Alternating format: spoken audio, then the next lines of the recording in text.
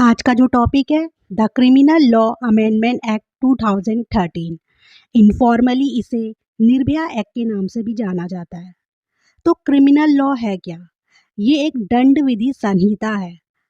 इसका मतलब हमारे देश में जो भी क्राइम होते हैं, जो भी अपराध होते हैं, उसमें किसको किस तरह का दंड देना है, किसको किस तरह की सज़ा निर्धारित की जाएगी, ये सब कौन डिसाइड करता है? Criminal law.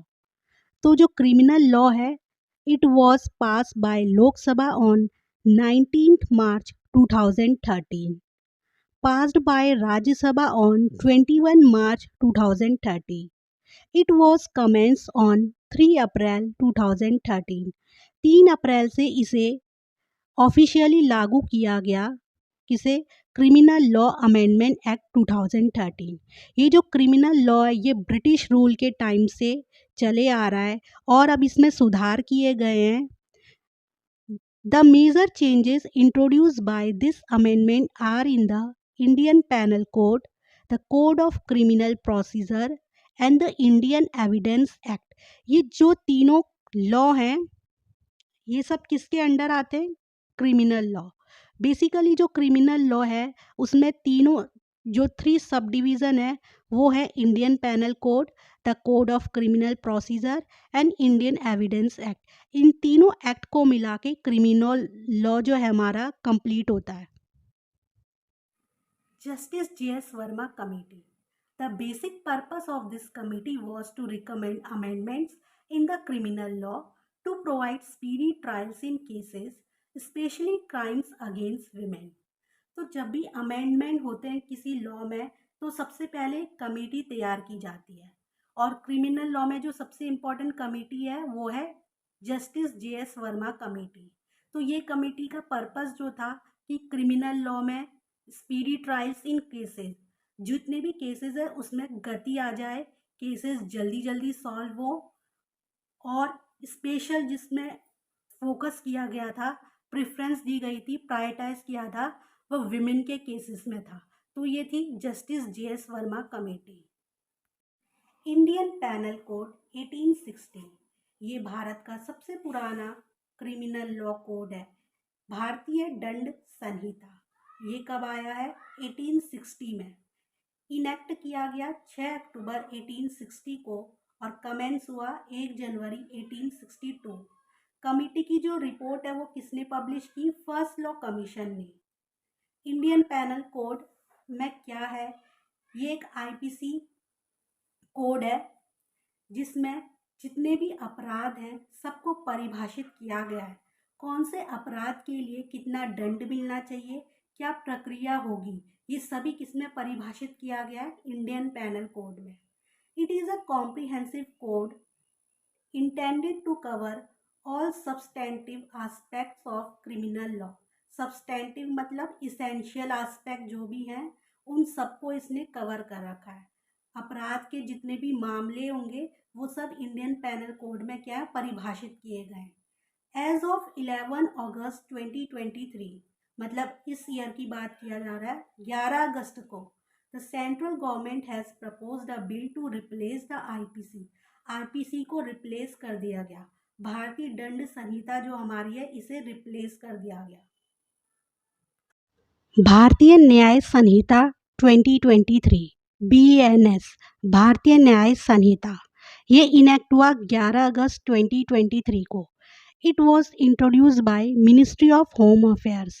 तो इसे अमित शाह ने इंट्रोड्यूस किया, हमारे होम मिनिस्टर जो हैं। It is a propose new legal code that replace the existing Indian penal code 1860। तो जो हमारा पुराना भारतीय दंड संहिता 1860 है, इंडियन पैनल कोड, उसे इसने रिप्लेस किया और अब इसका नया नाम क्या दिया गया? भारतीय न्याय संहिता। BNS is subdivided in 19 chapters consisting of 356 section. जो IPC था उसमें 511 सेक्शन होते थे। अब जो BNS है इसे सब डिवाइड किया 19 चैप्टर्स में और इसमें कितने कुल सेक्शन है? 356। इंडियन एविडेंस एक्ट के बारे में बात करते हैं। इंडियन पैनल कोड के बाद जो आया इंडियन एविडेंस एक्ट, ये पास हुआ मार्च 1872 में और कमेंस हुआ सितंबर 1872 में। इसमें 11 चैप्टर हैं और 167 सेक्शन है। It has 11 chapter and 167 section. This act is divided into 3 parts. तो इस एक्ट को किस 3 पार्ट्स में डिवाइड किया, पार्ट 1, पार्ट 2, पार्ट 3। तो part 1, it deals with relevancy of the fact. Part 1 किससे डील करता है, फैक्ट कितने रेलेवेंट है उससे डील करता है। पार्ट 1 में 2 चैप्टर्स हैं और 2 चैप्टर्स के भी सब डिवीज़न हो रखे हैं। तो जो पहला चैप्टर है वो है इंट्रोडक्शन, प्रीलिमिनरी चैप्टर, इंट्रोडक्शन है उसमें। और जो सेकेंड है, it deals with relevancy of fact. Part two में क्या इंक्लूड है, चैप्टर 3 to 6। पार्ट 1 में चैप्टर 1 और चैप्टर 2 थे और पार्ट 2 में 4 चैप्टर्स हैं। Chapter 3 deals with facts which need not be proved. जो फैक्ट है जिनको प्रूव करने की ज़रूरत नहीं होती है वो चैप्टर 3 के अंदर इंक्लूड है। Chapter 4 deals with oral evidence, जहाँ मौखिक प्रत्याक्षों की कहते हैं ओरल एविडेंस की ज़रूरत होती है, वो कौन से चैप्टर में है, chapter 4। Chapter 5 deals with documentary evidence. अब डॉक्यूमेंट्री जहाँ पे लिखित एविडेंस होते हैं, रिकॉर्ड मेंशन होता है, वो चैप्टर 5 में इंक्लूड है। चैप्टर 6 में इंक्लूड है circumstances when documentary evidence has been given preference over the oral evidence. जो मौखिक एविडेंस है, जो मुंह से बोले गए स्टेटमेंट है, उसको प्रेफरेंस नहीं दी गई है। डॉक्यूमेंट्री एविडेंस को जिस सर्कमस्टांसेस में ज़्यादा प्रेफरेंस दी गई है, तो वो चैप्टर 6 डील करता है इससे कि डॉक्यूमेंट्री एविडेंस को ज़्यादा प्रेफर किया जाएगा ओरल एविडेंस से। पार्ट 3 चैप्टर 7 to 11, इसमें 5 चैप्टर्स इंक्लूड है। Chapter 7 talks about the burden of proof. जब केस को साबित करने के लिए प्रूफ नहीं होता है, प्रॉपर प्रूफ रिकॉर्ड नहीं होता है, तो वो बर्डनसम सिचुएशन हो जाती है। चैप्टर 7 उसी के बारे में बात करता है। Chapter 8 talks about the estoppel. Estoppel एक लीगल रूल बना रखा है। कंडीशंस जब आ जाती हैं कि एक हियरिंग में एक व्यक्ति कोई स्टेटमेंट बोलता है, नेक्स्ट हियरिंग में स्टेटमेंट बदल देता है और फिर ये प्रूफ करने की कोशिश कहता है कि जो उसने पहले कहा वो गलत है और जो अब कह रहा है वो सही है, तो ये कंडीशंस में बहुत प्रॉब्लम क्रिएट जो हो जाती है, उसको प्रिवेंट करने के लिए स्टॉपल एक लीगल रूल बना रखा है कि ऐसी सिचुएशन ना हो।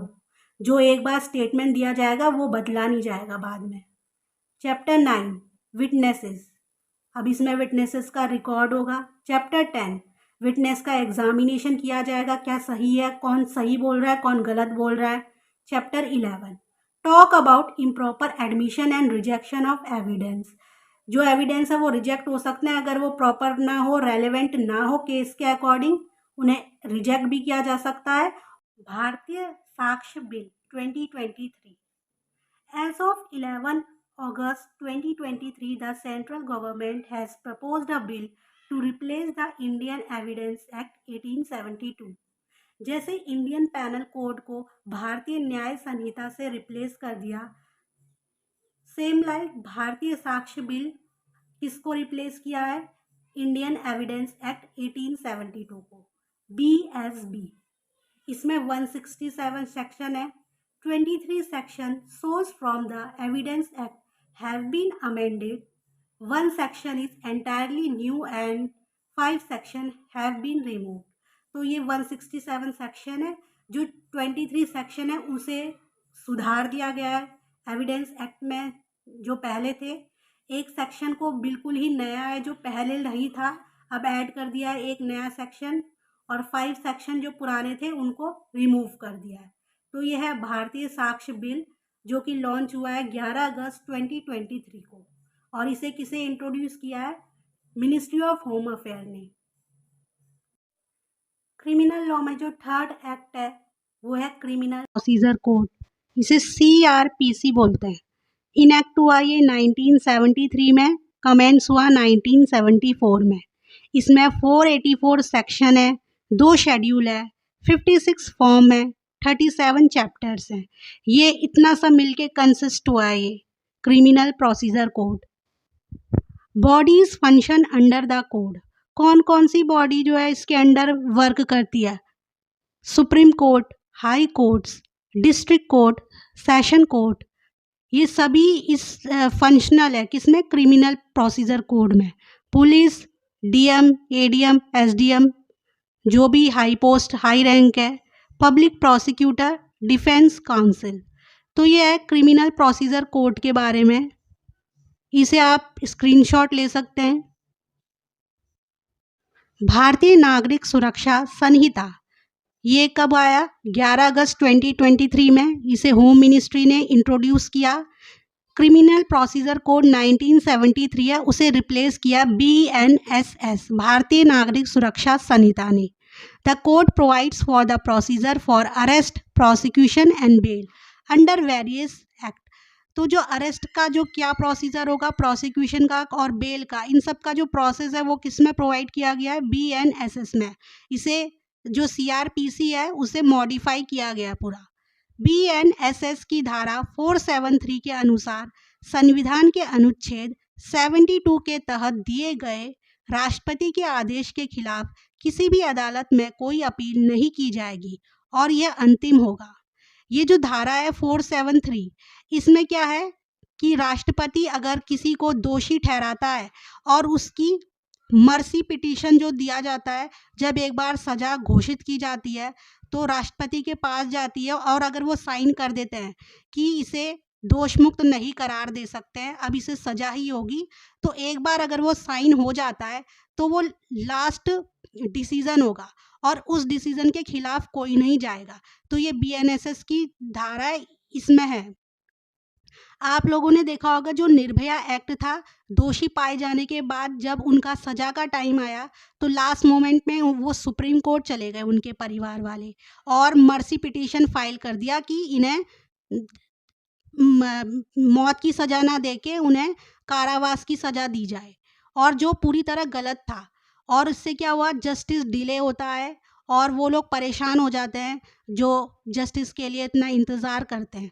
तो ये जो मॉडिफिकेशन है ये बहुत अच्छा कदम एक है, जिसमें राष्ट्रपति अगर साइन कर देते हैं तो उनके आदेश के खिलाफ फिर और आगे कोई कार्रवाई नहीं की जाएगी और वो जो उनका फैसला होगा वो अंतिम फैसला होगा।